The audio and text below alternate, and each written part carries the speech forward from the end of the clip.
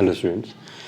तो देखें, हमारा जो चैप्टर था केमिकल इक्विलिब्रियम ये कंप्लीट हो गया था। ठीक है, लास्ट क्लास में ये चैप्टर हमने कंप्लीट कर लिया था। अब आज इसके ऊपर कुछ हम मिसलेनियस क्वेश्चन करें। ठीक है, कुछ क्वेश्चन जो आए हुए क्वेश्चन हैं, आईआईटी में आए हुए हैं, या कुछ डिफरेंट कॉन्सेप्ट के क्वेश्चन। तो देखो, जैसे पहला क्वेश्चन ये, तो पहले तो क्वेश्चन को एक बार समझ लें अच्छे तरीके से। वीडियो को पॉज करके क्वेश्चन लिख लें और समझ लो अच्छे तरीके से। ठीक है, क्वेश्चन को समझना ज़रूरी है।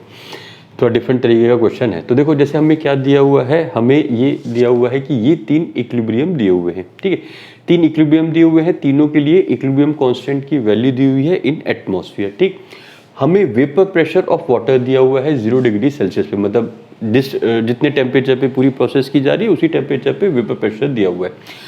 अब वेपर प्रेशर क्या है, ये अब आप लोगों को याद होना चाहिए। वेपर प्रेशर हमने जैसे डिस्कस किया हुआ है पहले, वेपर प्रेशर या जिसे हम एक्वस टेंशन भी हमने नाम दिया था। वेपर प्रेशर हमने क्या बोला था कि इक्विलिब्रियम पे जो प्रेशर होता है लिक्विड और वेपर के बीच में, जो इक्विलिब्रियम पे प्रेशर होता है उसी को वेपर प्रेशर बोलते हैं। और जैसे वाटर वेपर के लिए हम वेपर प्रेशर की बात कर रहे हैं, तो ये क्या हो गया, जो मैक्सिमम प्रेशर हो गया जो वाटर वेपर का टेम्परेचर पे, उस पर्टिकुलर टेम्परेचर पे वो वैल्यू को रिप्रेजेंट करता है। तो मतलब वेपर प्रेशर अगर दिया हुआ है 4.56 टॉर, तो हम बोलेंगे मैक्सिमम जो प्रेशर, या सैचुरेटेड वेपर प्रेशर भी, सैचुरेटेड प्रेशर फॉर वाटर भी हम बोल सकते हैं इसे। ठीक है, ये हमें दिया हुआ है। अब पूछा क्या जा रहा है, पहले तो ये समझे, हमें पूछा जा रहा है मोस्ट इफेक्टिव ड्राइंग एजेंट। ठीक है, ड्राइंग एजेंट पूछा जा रहा है। अब दूसरा पार्ट भी है, चलो दूसरे पार्ट को पहले हम बाद में समझते हैं, पहले हम फर्स्ट वाले पार्ट को समझें। ड्राइंग एजेंट का मतलब क्या होता है? ड्राइंग एजेंट का मतलब क्या होता है जानते होंगे। ड्राइंग एजेंट का मतलब क्या हुआ, जो वाटर वेपर को एब्जॉर्ब करे। ठीक है, तो मोस्ट इफेक्टिव ड्राइंग एजेंट का मतलब जो सबसे अच्छे तरीके से वाटर वेपर को एब्जॉर्ब करे, वो क्या होगा, सबसे इफेक्टिव ड्राइंग एजेंट होगा। अब इक्विलिब्रियम जो दिए हुए हैं हम उन्हें देखें। तो इक्विलिब्रियम को अगर हम देखें तो जैसे ये दिया हुआ है SrCl2 6H2O। पहले तो हम ये आइडेंटिफाई करें ना कि ड्राइंग एजेंट कौन सा होगा, ड्राइंग एजेंट के जैसे कौन बिहेव कर सकता है।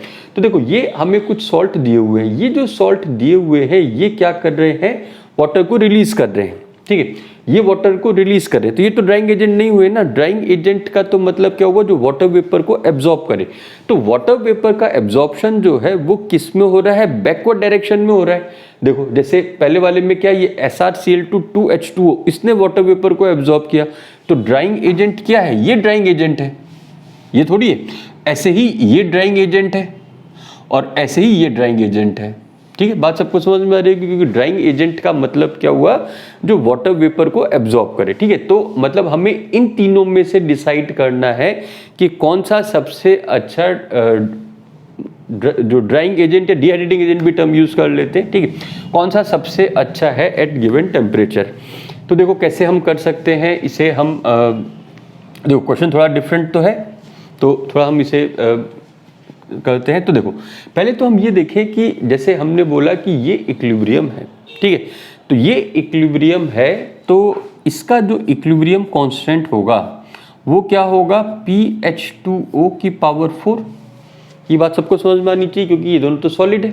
ठीक है, तो Kp बराबर हो जाएगा PH2O की पावर 4। ये कितना हो गया, ये हो गया हमारा दिया हुआ है 10 की पावर -12। ठीक है, तो इससे आ जाएगा PH2O इज इक्वल टू 10 की पावर -12 की पावर 1/4। तो ये कितना हो गया, ये इससे आ गया PH2O, पहले वाले केस में ये आ गया 10 की पावर -3 एटमॉस्फेयर। ठीक है, 10 की पावर -3 एटमॉस्फेयर। तो ये इक्वल हो गया 10 की पावर -3 इंटू 760 टॉर, तो 0.76 टॉर। ठीक है, टॉर में हमने क्यों कन्वर्ट कर लिया, क्योंकि वेपर प्रेशर हमें दिया हुआ है वो टॉर में ही दिया हुआ है। ठीक है, तो अब देखो समझे इस चीज़ को। ये वाला जब इक्विलिब्रियम एस्टेब्लिश होगा, जब ये वाला इक्विलिब्रियम एस्टेब्लिश होगा, तो क्या होगा, जो इक्विलिब्रियम का जो प्रेशर होगा वो किसके इक्वल होगा, 0.76 टॉर के इक्वल होगा। अब देखो इसको समझे थोड़ा सा। देखो, जैसे ये सॉलिड रखा हुआ है। ठीक है, ये सॉलिड रखा हुआ है, तो क्या हुआ, ये इक्विलिब्रियम एस्टेब्लिश हुआ और इसका जो इक्विलिब्रियम प्रेशर आया वो 0.76 टॉर। अब हमें क्या बोला जा रहा है कि जो वेपर प्रेशर है वाटर का वो है 4.56 टॉर। मतलब ये जैसे प्रेशर है 0.76, वेपर प्रेशर का मतलब क्या हो गया, जो सैचुरेटेड प्रेशर मतलब आसपास जो सराउंडिंग में जो मैक्सिमम प्रेशर है वो कितना है 4.56 टॉर है। तो अब देख सकते हैं कि ये वाला जो प्रेशर है, मतलब ये वाला जो प्रेशर आया है PH2O, this is greater than less than vapour pressure, vapour pressure से कम है। तो ये वाला प्रेशर अगर वेपर प्रेशर से कम हो गया तो ये क्या करेगा, H2O को एब्जॉर्ब करेगा। H2O को एब्जॉर्ब करेगा किस उसमें कि जिससे ये वाला इक्विलिब्रियम जो है वो एस्टेब्लिश हो जाए। तो मतलब ये जो वाटर वेपर को एब्जॉर्ब करेगा एटमॉस्फेयर से, कब तक एब्जॉर्ब करेगा, तब तक जब तक कि सराउंडिंग में जो वाटर वेपर का जो प्रेशर है वो रिड्यूस होके किसके इक्वल हो जाए 0.76 टॉर। भाई क्योंकि ये तो क्या चाहेगा, ये तो ये चाह रहा है कि अपना ये इक्विलिब्रियम एस्टेब्लिश कर ले, ठीक है, अपना ये वाला इक्विलिब्रियम जो है वो एस्टेब्लिश रहे। लेकिन ये क्या देख रहा है कि जो प्रेशर है, जो आसपास जो सराउंडिंग में जो प्रेशर है वो इसको इक्विलिब्रियम पे जो प्रेशर चाहिए, इसको इक्विलिब्रियम पे कितना प्रेशर चाहिए 0.76 टॉर चाहिए। लेकिन जो बाहर अब जो प्रेशर है वो क्या है 0.76 टॉर से ज़्यादा, उससे ज़्यादा है। तो ये क्या करना चाहेगा, प्रेशर को कम करना चाहेगा, जिससे जो प्रेशर है 4.56 टॉर से घट के कितना आ जाए, इसके इक्विलिब्रियम के प्रेशर पे आ जाए। क्यों, क्योंकि ये चाह रहा है कि भाई अपना इक्विलिब्रियम एस्टेब्लिश कर ले। तो मतलब हम ये बोल सकते हैं कि SrCl2.2H2O will absorb water vapor till vapor pressure reduces from 4.56 to 0.76 torr. ठीक है, तो 4.56 से 0.76 टॉर तक जब तक प्रेशर नहीं हो जाएगा तब तक वो एब्जॉर्ब करता रहेगा, वो एब्जॉर्ब करता रहेगा। प्रोसेस जो है वो बैकवर्ड डायरेक्शन में जाती जाएगी। मतलब इसने वाटर को एब्जॉर्ब किया, सराउंडिंग से वाटर वेपर को एब्जॉर्ब किया, ये प्रोसेस कहाँ गई, बैकवर्ड डायरेक्शन में जाती रही। ठीक है, तो ये समझ में आ रहा होगा ड्राइंग एजेंट जो है वो वर्क कैसे करता है, ये वाटर वेपर को एब्जॉर्ब करता है। वाटर वेपर को एब्जॉर्ब इसने तभी तो किया, अब जैसे मान लो कि इसका जो प्रेशर होता, इक्विलिब्रियम का जो प्रेशर होता, सपोज करो वो 4.56 टॉर से ज्यादा आ जाता, तो 4.56 टॉर से ज्यादा आ जाता तो क्या ये वाटर वेपर को एब्जॉर्ब कर पाता, नहीं कर पाता, क्योंकि पहले से ही इसका इक्विलिब्रियम जो प्रेशर है उससे ज्यादा हो जाता। ठीक है, तो इसलिए हम बोलेंगे क्योंकि ये जो प्रेशर आया है, इसके इक्विलिब्रियम का जो प्रेशर आया है वो सैचुरेटेड वेपर प्रेशर से कम आया है, तो इसलिए ये इक्विलिब्रियम को एस्टेब्लिश करने के लिए बाहर से क्या कर रहा है, वाटर वेपर को एब्जॉर्ब कर रहा है, जिससे वाटर वेपर का जो प्रेशर है वो रिड्यूस होकर 0.76 टॉर पे आ जाए। बात सबको समझ में आ रही होगी। अब दूसरे वाली प्रोसेस पे आते हैं। तो दूसरी वाली प्रोसेस में अगर देखें, इसका इक्विलिब्रियम कांस्टेंट अगर हम लिखेंगे तो ये होगा PH2O की पावर 5। ये इक्वल हो गया किसके, ये इक्वल हो गया 2.43 इंटू 10 की पावर -13। ठीक है, तो अब ये हम सॉल्व करेंगे तो इसको हम ऐसे लिख सकते हैं PH2O की power 5 is equal to 243 into 10 की पावर -15। ठीक है, तो 243 ये क्या है, 3 की पावर 5 होता है, तो 3 की पावर 5 इंटू 10 की पावर -15। तो इससे PH2O ये आ जाएगा कितना, 3 इंटू 10 की पावर -3, ये आ गया। ठीक है, तो 3 इंटू 10 की पावर -3 क्या, एटमॉस्फेयर। ठीक है, तो इसको हम एटमॉस्फेयर में कन्वर्ट कर लेंगे, तो 3 इंटू 10 की टॉर में कन्वर्ट कर लेंगे 760। तो ये अगर हम मल्टीप्लाई करेंगे तो ये वैल्यू आ जाएगी हमारी 2.28 टॉर। ठीक है, बात सबको समझ में आ रही होगी, 2.28 टॉर ये आ जाएगा। तो अब देखो क्या है, इस वाले केस में भी जो प्रेशर ऑफ H2O है वो लेस देन वेपर प्रेशर है। तो लेस देन वेपर प्रेशर है तो ये भी क्या करेगा, वाटर वेपर को एब्जॉर्ब करेगा फ्रॉम एटमॉस्फेयर। बाहर से क्या करेगा, वाटर वेपर को एब्जॉर्ब करेगा। तो it will absorb water vapour till the pressure reduces from, vapour pressure कितना है 4.56, फ्रॉम 4.56 टू 2.28 टॉर। ठीक है, बात सबको समझ में आ रही है। तो ये भी क्या हो गया, डिहाइड्रेटिंग एजेंट हो गया। ठीक है, डिहाइड्रेटिंग एजेंट की कंडीशन तो सबको समझ में आ रही है कि जो इक्विलिब्रियम का जो प्रेशर है it must be less than जो बाहर का प्रेशर है। जो बाहर का प्रेशर मतलब जो वेपर प्रेशर है। ठीक है, तो ये भी डिहाइड्रेटिंग एजेंट हो गया। तो ये ड्राइंग एजेंट हो गया। तो ये कब तक वाटर वेपर को एब्जॉर्ब करेगा, जब तक प्रेशर 4.56 से 2.28 टॉर नहीं हो जाता। तीसरे वाले इक्विलिब्रियम पे आते हैं। तो तीसरे वाले इक्विलिब्रियम के लिए Kp बराबर हम लिखेंगे तो PH2O की पावर 10। ठीक है, PH2O की power 10 is equal to 1.024 into 10 की पावर -27। इसे ऐसे लिख लेंगे 1024 इंटू 10 की पावर -30। तो PH2O ये हो गया 1024 इंटू 10 की पावर -30 की पावर 1/10। 1024 ये क्या होता है, 2 की पावर 10 होता है। तो ये 2 की पावर 10 की पावर 1/10 इंटू 10 की पावर -3। तो ये हो गया हमारा कितना, 2 इंटू 10 की पावर -3 एटमॉस्फेयर। ठीक, इसे टॉर में कन्वर्ट कर लेंगे तो 2 इंटू 10 की पावर -3 इंटू 760 टॉर। तो इसे कैलकुलेट करेंगे तो ये आ जाएगा 1.52 टॉर। ठीक है, तो ये जो प्रेशर है ये भी क्या है, वेपर प्रेशर से कम आया है। जो वेपर प्रेशर है वाटर का उससे कम आया है। तो वेपर प्रेशर से कम आया है तो ये भी क्या करेगा, वाटर वेपर को एब्जॉर्ब करेगा। Absorb water vapour till pressure reduces from कितना है 4.56 टॉर टू कितना आया था इसमें 1.52 टॉर। ठीक है, तो अब ये तो हमें समझ में आ रहा है कि ये तीनों ही डिहाइड्रेटिंग एजेंट के जैसे बिहेव कर सकते हैं। ठीक है, तीनों ही डिहाइड्रेटिंग एजेंट के जैसे बिहेव कर सकते हैं। सबसे अच्छा डिहाइड्रेटिंग एजेंट कौन सा होगा, सबसे अच्छा डिहाइड्रेटिंग एजेंट कौन सा होगा, जो सबसे ज्यादा वाटर को एब्जॉर्ब करे। सबसे ज्यादा वाटर को एब्जॉर्ब कौन करेगा, जिसमें प्रेशर को रिड्यूस करने की सबसे ज्यादा एबिलिटी है। ठीक है ना, जो प्रेशर को सबसे ज्यादा रिड्यूस करेगा। तो ज्यादा रिड्यूस करने के लिए उसे क्या करना पड़ेगा, ज्यादा वाटर वेपर को एब्जॉर्ब करना पड़ेगा। और ज्यादा वाटर वेपर को एब्जॉर्ब करेगा तो क्या हो जाएगा, ज्यादा अच्छा ड्राइंग एजेंट हो जाएगा।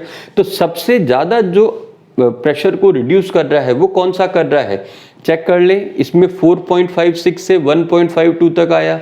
इसमें आया दूसरे वाले में 4.56 से 2.28 और पहले वाले में कितना था 4.56 से 0.76। तो मतलब क्या हो गया, पहले वाले पार्ट का आंसर हो गया ये सबसे अच्छा ड्राइंग एजेंट हो गया। ठीक है, बात सबको समझ में आ रही होगी। तो किस तरीके से करना है, सिंपल सा लॉजिक ये ध्यान में रखना है कि ड्राइंग एजेंट का मतलब वाटर वेपर को एब्जॉर्ब करे।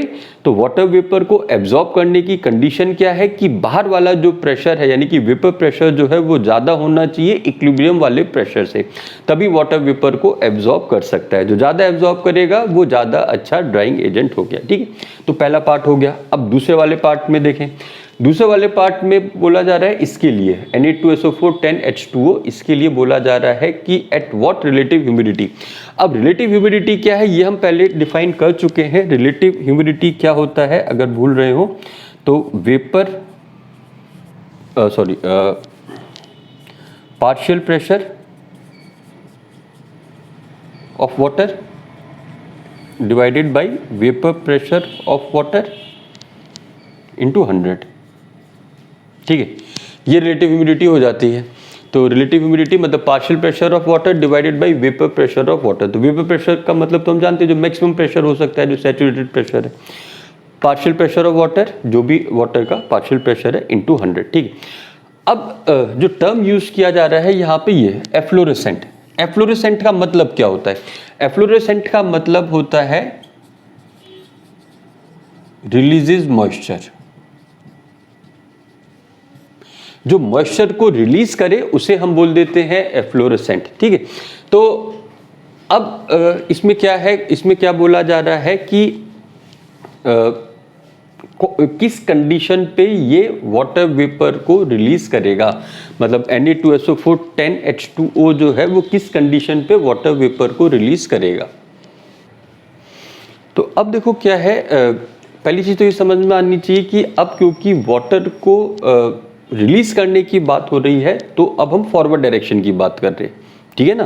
क्योंकि जैसे अभी हमने डिस्कस किया था कि बैकवर्ड डायरेक्शन में वाटर को एब्जॉर्ब किया जा रहा है और फॉरवर्ड डायरेक्शन में वाटर को रिलीज किया जा रहा है। तो डिहाइड्रेटिंग एजेंट ये थे, लेकिन जब हम एफ्लोरेसेंट एजेंट की बात करेंगे तो ये एफ्लोरेसेंट एजेंट्स हो जाएंगे, ठीक है।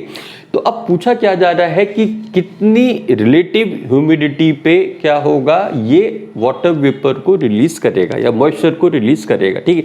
तो जस्ट उल्टा हो गया। देखो पिछले वाले केस में हमने क्या बोला था कि ड्राइंग एजेंट के लिए इक्विलिब्रियम को बैकवर्ड डायरेक्शन में जाना पड़ेगा, तो मॉइस्चर को रिलीज करने का मतलब क्या हो गया, इक्विलिब्रियम को फॉरवर्ड डायरेक्शन में जाना है। अब जो बैकवर्ड डायरेक्शन में जा रहा था उसके लिए हमने कंडीशन क्या बोली थी कि vapour pressure should be greater than PH2O। अब हम बात कर रहे हैं फॉरवर्ड डायरेक्शन में जाने की, तो फॉरवर्ड डायरेक्शन में जाने की कंडीशन क्या होगी कि जो वेपर प्रेशर है it must be less than PH2O।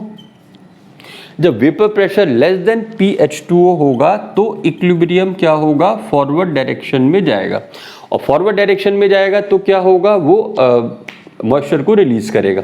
तो अब इस वाले पार्ट का आंसर क्या हो गया, जैसे अगर मान लो ये इसमें पूछा जाता, प्रेशर से पूछा जाता कि कितने प्रेशर पे ये एफ्लोरेसेंट एजेंट के जैसे बिहेव करेगा, तो कितने पे 1.52 टॉर पे, ठीक है। लेकिन हमसे क्या पूछा जा रहा है, रिलेटिव ह्यूमिडिटी पूछी जा रही है, तो इस फॉर्मूले में रख दे तो क्या हो जाएगा, पार्शियल प्रेशर ऑफ वाटर कितना होना चाहिए, 1.52 होना चाहिए। वेपर प्रेशर ऑफ वाटर कितना दिया हुआ है, 4.56 × 100। तो रिलेटिव ह्यूमिडिटी इतनी होगी तो वो क्या करेगा, मॉइस्चर को रिलीज करेगा, ठीक है। फिर से देखो समझ लो, थोड़ा सा क्वेश्चन को समझने में दिक्कत हो सकती है क्योंकि क्वेश्चन इसी तरीके का है, थोड़ा सा सोचने वाला है। फिर से समझ ले, ड्राइंग एजेंट का मतलब क्या हो गया, जो वाटर वेपर को एब्जॉर्ब करे। तो वाटर वेपर को एब्जॉर्ब कब करेगा, जब उसके कारण जो H2O है उसका जो प्रेशर है वो क्या हो जाए, वेपर प्रेशर से कम हो जाए। क्योंकि जब वेपर प्रेशर से कम होगा, जैसे ये वाला प्रेशर जब कम होगा तो और बाहर वाला प्रेशर ज्यादा है, तो वो क्या करेगा, इक्विलिब्रियम को एस्टेब्लिश करने के लिए वो मॉइस्चर को एब्जॉर्ब करना चाहेगा, जिससे बाहर वाला प्रेशर भी किसके इक्वल हो जाए, इसका जो इक्विलिब्रियम प्रेशर है उसके इक्वल हो जाए। क्योंकि जो ड्राइंग एजेंट है वो रखा तो रूम में है ना, जैसे मान लो इसी रूम में हमने रख दिया ड्राइंग एजेंट, बाहर जो वाटर वेपर का जो प्रेशर है वो 4.56 टॉर है, ठीक है। इसके कारण जो प्रेशर इक्विलिब्रियम पे ये लाना चाह रहा है वो कितना लाना चाह रहा है, जो अभी हमने कैलकुलेट किया था कितना था, 0.76 टॉर लाना चाह रहा है। तो ये खुद चाह रहा है कि प्रेशर 0.76 हो, लेकिन इसके आसपास इसे जो प्रेशर मिल रहा है वो इससे ज्यादा मिल रहा है। तो ये क्या करेगा भाई, ये क्या चाह रहा है कि इक्विलिब्रियम को एस्टेब्लिश करे। तो इक्विलिब्रियम को एस्टेब्लिश करने के लिए क्या करेगा, जो बाहर वाला प्रेशर है उसे कम करना चाहेगा, तो उसे कम करने के लिए वो क्या करेगा, वाटर को खींचना शुरू कर देगा।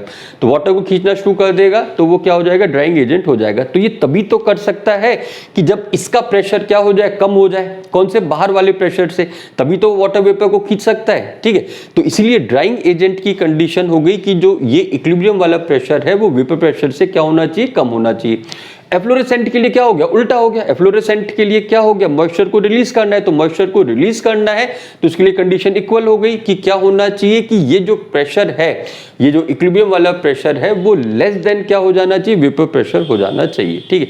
तो इसीलिए हमने बोल दिया कि अगर हम इसकी बात करें, सिर्फ स्पेसिफिकली इसकी बात कर रहे हैं, तो कितनी रिलेटिव ह्यूमिडिटी पे ये वाटर को रिलीज करेगा, जब वाटर का जो पार्शियल प्रेशर है वो क्या हो जाए, 1.52 टॉर के इक्वल हो जाए, ठीक है। तो ये मॉइस्चर को रिलीज करना शुरू करेगा। तो इससे निकाल लेंगे तो रिलेटिव ह्यूमिडिटी की वैल्यू आ जाएगी, ठीक है। तो क्वेश्चन सबको समझ में आ रहा होगा, तो इस तरीके से ये क्वेश्चन हम कर सकते हैं। नेक्स्ट अब देखें, दूसरा क्वेश्चन देखें। अब इस तरीके का क्वेश्चन IIT में आया हुआ है, एग्जैक्टली ये नहीं लेकिन इसी तरीके का, एग्जैक्टली इसी तरीके का, बस डाटा चेंज था, क्वेश्चन आया हुआ है। तो देखिए समझ ले, पहले क्वेश्चन को एक बार पढ़ के समझ ले और थोड़ा ट्राई भी कर ले, ठीक है, किस तरीके से इसमें अप्रोच होनी चाहिए। वैसे सिंपल क्वेश्चन है, ये अपने आप भी हो जाना चाहिए। तो समझे से क्या बोला जा रहा है, दो सॉलिड दिए हुए हैं x और y, और वो दोनों इस तरीके से डिसोशिएट हो रहे हैं, वो गिवन है, मतलब हेट्रोजेनियस इक्विलिब्रियम का ये केस हो गया, ठीक है। तो क्या बोला जा रहा है कि जैसे x सॉलिड ये डिकम्पोज करके A + C ये दे रहा है, और दूसरे में y सॉलिड जो है वो डिकम्पोज करके B प्लस सी ये दे रहा है, ठीक है। फिर हमें बोला जा रहा है कि at a given temperature pressure over excess solid X के ऊपर जो एक्सेस ऑफ एक्स हमने लिया और उसके ऊपर जो प्रेशर है वो हमें दिया हुआ है 40 mm, और ऐसे ही सॉलिड वाई के ऊपर 60 mm। अब ये एक्सेस ऑफ सॉलिड एक्स का मतलब क्या हुआ? देखो एक्सेस का मतलब क्या हुआ कि हमने इतना सफिशिएंट ये एक्स ले लिया है कि ये इक्विलिब्रियम एस्टेब्लिश हो जाए, ठीक है ना भाई। इक्विलिब्रियम को एस्टेब्लिश कराने के लिए भी तो एक कुछ सर्टेन अमाउंट में हमें एक्स लेना पड़ेगा, तो इसलिए हमने क्या किया है, एक्सेस का मतलब हमने इतना सफिशिएंट ले लिया है कि ये इक्विलिब्रियम एस्टेब्लिश हो गया है, ऐसे इसके लिए, ठीक है। तो ये जो प्रेशर हमें दिया हुआ है, ये कौन सा प्रेशर दिया हुआ है? इक्विलिब्रियम का प्रेशर दिया हुआ है। तो इसके इक्विलिब्रियम का जो प्रेशर है वो है 40 mm और इसके इक्विलिब्रियम का जो प्रेशर है वो है 60 mm, ठीक है। तो अब पहले पार्ट पे आए, तो पहला पार्ट तो सिंपल है। पहले पार्ट में क्या बोला जा रहा है कि इन दोनों के लिए Kp की वैल्यू निकालें। तो Kp की वैल्यू इस टाइप के इक्विलिब्रियम के लिए Kp बराबर हमने क्या लिखा था, p²/4। अगर याद आ रहा हो, इस टाइप के हेट्रोजीनियस इक्विलिब्रियम के लिए हमने लिखा था कि Kp बराबर p²/4। तो Kp1 इज इक्वल टू कितना हो गया, 40 का स्क्वायर बाई 4। ये बात सबको समझ में आ रही होगी। तो 40 का स्क्वायर बाई 4 तो 1600/4 मतलब 400 mm यूनिट्स में, ठीक है। अब क्योंकि क्वेश्चन में हमें बोला जा रहा है कि mm यूनिट में हमें निकालना है, तो इसलिए हमने एटमॉस्फेयर में कन्वर्ट नहीं किया, अदरवाइज हमें क्या करना पड़ता है, एटमॉस्फेयर में कन्वर्ट करना पड़ता। तो Kp1 ये हो गया, और इसी प्रकार से Kp2 ये कितना हो जाएगा, दूसरे के लिए प्रेशर है 60, तो 60 का स्क्वायर बाई 4 तो 3600/4 मतलब 900। तो ये पहला पार्ट हो गया, ठीक है। पहला पार्ट तो सिंपल था। अब सेकंड पार्ट पे आते हैं। सेकंड पार्ट में हमें क्या बोला जा रहा है कि ratio of moles of A and B in the vapour state over a mixture of X and Y. अब देखो क्या किया गया, एक्स और वाई को मिक्स कर दिया। देखो पहले पार्ट में कोई मिक्सचर की बात नहीं हो रही थी, वो अलग अलग दोनों रखे हुए थे। अब क्या बोला जा रहा है कि हमने एक्स और वाई का मिक्सचर ले लिया, और उस मिक्सचर में जब मिक्सचर हम ले रहे हैं तो उसमें ए और बी का मोल्स का रेशियो क्या होगा और दोनों के ऊपर टोटल प्रेशर क्या होगा। थर्ड पार्ट भी देखो इसी के कंटिन्यूएशन में, इसमें total pressure over a mixture of X and Y पूछ लिया जा रहा है। तो देखो कैसे करेंगे। अब ये साइमल्टेनियस इक्विलिब्रियम का केस हो गया, ठीक है। अब समझ में आ रहा होगा साइमल्टेनियस इक्विलिब्रियम क्यों, क्योंकि इसमें सी जो है वो कॉमन है। तो बस अब यही चीज़ ध्यान में रखनी है। तो देखो साइमल्टेनियस इक्विलिब्रियम का जैसे करते तो उसी तरीके से कर दे। तो जैसे मान लो इसके हिसाब से ये आया x, इसके हिसाब से ये आया y, ठीक है। अब क्योंकि साइमल्टेनियस इक्विलिब्रियम है तो c का अमाउंट हम क्या लेंगे, जो टोटल फाइनली होता है। तो फाइनली कितना होगा, x प्लस वाई, भाई x इससे आया, y इससे आया, तो फाइनली सिस्टम में c जो होगा वो कितना होगा, x प्लस वाई होगा, ठीक है। अब हमें क्या निकालना है, एक तो टोटल प्रेशर निकालना है और ratio of moles of A and B. तो देखो Kp1 अगर हम लिखें तो Kp1 हम क्या लिख सकते हैं, Pa into Pb, sorry Pa into Pc, ठीक है। तो ये कितना हो गया, x into X plus Y, ये हो गया। ऐसे ही Kp2 ये हम क्या लिखेंगे, Pb इंटू Pc, ये कितना हो गया, y into X plus Y. तो बेसिकली हमें क्या करना है, x और y का रेशियो निकालना है, ठीक है ना। a और b का रेशियो निकालना है, तो मतलब x और y का रेशियो निकालना है। तो तरीका समझ में आ ही रहा होगा, दोनों को डिवाइड कर दे। तो दोनों को अगर हम डिवाइड कर देंगे तो Kp1/Kp2 is equal to x into X plus Y by Y into X plus Y. तो ये x प्लस वाई कैंसिल हो गया, x by Y. Kp1 Kp2 की वैल्यू हम निकाल चुके हैं। Kp1 था 400, Kp2 था 900, तो क्या आंसर हो गया, 4:9। तो सेकंड पार्ट का आंसर हो गया 4:9, ठीक है। सबको समझ में आ रहा होगा। थर्ड पार्ट पे आते हैं। थर्ड पार्ट में बोला क्या जा रहा है, total pressure over a mixture of X and Y. तो टोटल प्रेशर जो होगा सिस्टम में वो A plus B plus C तीनों के कारण होगा, ठीक है। तो A के कारण कितना है, x है, B के कारण कितना है, y है, और C के कारण कितना है, x प्लस वाई। तो 2 इंटू एक्स प्लस वाई। तो टोटल प्रेशर जो इक्वल होगा वो किसके होगा, 2 इंटू एक्स प्लस वाई। तो 2 इंटू एक्स प्लस वाई, अब ये वैल्यू हम निकाल लें। अब ये वैल्यू कैसे निकाल सकते हैं? देखो एक तरीका तो ये हो सकता है कि हम x और y के लिए, देखो दो इक्वेशन है, दो अननोन है, सॉल्व कर लें आंसर आ जाएगा, ठीक है। लेकिन उससे भी देखो बच सकते हैं हम। कैसे? हमें x और y के लिए इंडिविजुअली सॉल्व करने की ज़रूरत नहीं है, क्योंकि x और y की वैल्यू हमें थोड़ी निकालनी है, हमें तो सिर्फ x प्लस वाई की वैल्यू निकालनी है। तो x प्लस वाई की वैल्यू निकालने का सिंपल सा तरीका है, इन दोनों इक्वेशन को आप ऐड कर दें। तो इन दोनों इक्वेशन को अगर आप ऐड करेंगे तो Kp1 plus Kp2 is equal to x into X plus Y plus Y into X plus Y. तो ये हो गया हमारा 400 प्लस 900 इज इक्वल टू, इसमें x प्लस वाई कॉमन हो गया तो x plus Y into X plus Y मतलब x प्लस वाई का स्क्वायर। तो x plus Y is equal to root of 1300। तो ये आ जाएगा 10 रूट 13, ये आंसर हो गया। सेकेंड पार्ट का ये आंसर होगा। तो तरीका समझ में आ रहा होगा, ठीक है। रिलेटिवली सिंपल क्वेश्चन था, इस तरीके से हम कर सकते हैं।